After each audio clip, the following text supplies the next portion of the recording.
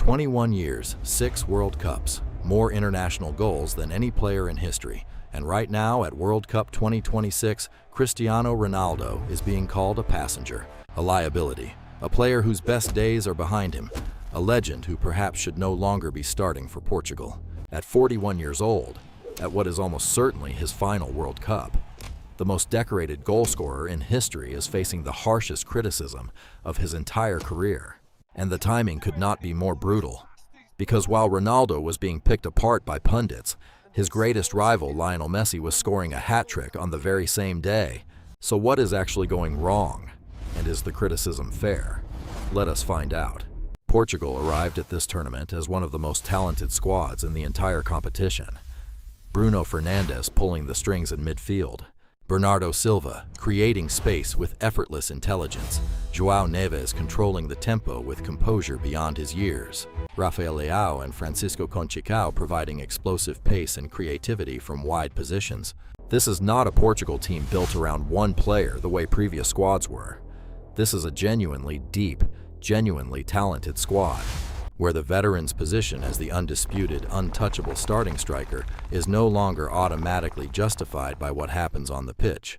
Portugal's opening match was against DR Congo, a side playing only their second ever World Cup, coming into the tournament as heavy underdogs.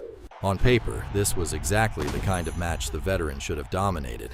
Instead, the match ended 1-1. Let us look at the numbers, because they tell a devastating story. Just 25 touches, his second fewest ever in 23 World Cup appearances. 3 shots, 0 on target, 1 duel won, 17 of 22 passes going backwards. 10 consecutive games in major international tournaments without scoring a single goal, the longest scoreless run of his entire international career. Thierry Henry, one of the sharpest football minds in television analysis, did not hold back. Watching a second-half attacking sequence, Henry argued that the veteran's decision-making reflected individual desire over collective purpose. His exact assessment was blunt. The team needs to score, not you. Alan Shearer went further, questioning publicly whether the coach is even capable of substituting or dropping the veteran captain. Former Germany defender Jerome Boateng delivered perhaps the most damaging verdict, stating simply that the team is a better side without him. Meanwhile, Portugal teammate Francisco Conceição revealed something extraordinary in a post-match interview.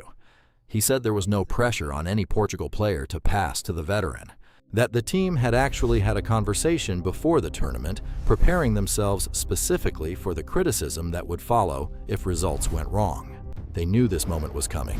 They had already planned for it, and yet it still unfolded exactly as feared. Now here are some facts that add crucial context to this debate. At 41 years and 123 days old, the veteran became the oldest outfield player to start a World Cup match in history. He also became only the second player to appear at 6 different World Cups. No other outfield player in history has done this. The longevity alone is staggering. But here is the brutal contrast. On the day before, his greatest rival scored a hat-trick, becoming the World Cup's all-time leading scorer in the process. The 2 greatest players of their generation, at the same tournament, at the same stage, performing at completely opposite ends of the spectrum. The veteran has not scored a non-penalty goal in either a World Cup or a European Championship since June 2021. That is 5 years without an open play goal at a major international tournament. And here is perhaps the most revealing statistic of all. A substitute who came on after 72 minutes had almost as many touches in 18 minutes as the veteran had in 90. Here is where this story becomes genuinely complex, because the criticism is not just about one bad performance. It is about a recurring pattern that analysts have been watching build for years. At the 2022 World Cup in Qatar, the same debate raged. At Euro 2024, similar questions were asked. Now at 2026, 4 years later, the same conversation is happening again, only louder. Portugal have one of the best generations of players in their entire football history right now. The question is whether the veterans' presence is preventing them from expressing what they are truly capable of. Coach Roberto Martinez has defended his captain consistently and publicly. He called it nonsensical to substitute the greatest goalscorer in football history during a match where the team needed goals. He has pointed to the veteran's ability to attract defenders, create space, and provide experience that cannot be measured purely in touch counts and shot statistics. And there is a real counter-argument here worth taking seriously. Portugal did qualify for the knockout stage. The team is not broken.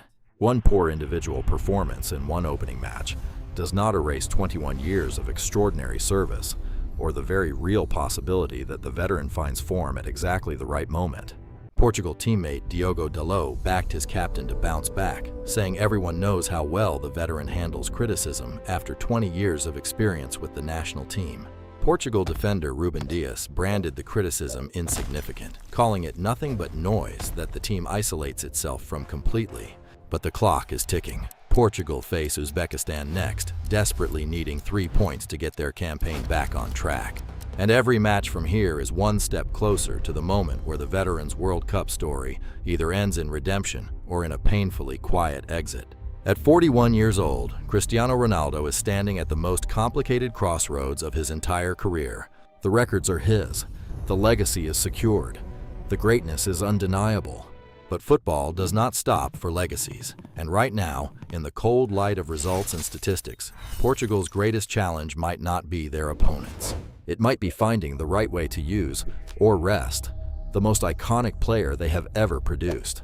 Whether Ronaldo silences the critics with goals in the matches ahead, or whether this debate intensifies with every match Portugal play. One thing is absolutely certain: the world is watching, and nobody writes off this veteran until the final whistle sounds. So what do you think? Should the veteran still be starting, or is it time for a change? Drop your honest opinion in the comments below. This is one of the biggest debates in football right now, and we want to hear yours. If you want every Portugal match breakdown as this tournament unfolds, hit subscribe and turn on notifications. We are covering every twist of this story every single week, from group stage drama all the way to the final whistle of this historic World Cup. Because in football, the greatest stories are never truly over until the very last moment. And for a player who has spent 21 years defying expectations, silencing doubters, and rewriting record books, never count him out. The stage is set. The critics are watching. The pressure is at its absolute maximum. What happens next will define not just Portugal's World Cup, but the final chapter of one of football's greatest ever careers. 21 years of service, 6 World Cups, a legacy that will never be erased. But right now, in this moment, the question is simple. Can the veteran still deliver when Portugal need him most? Or has the game finally moved beyond even the greatest of all time? Only the matches ahead will answer that. And we will be here covering every single moment as it unfolds. What do you think? Should the veteran still be starting for Portugal at World Cup 2026? Drop your honest opinion in the comments.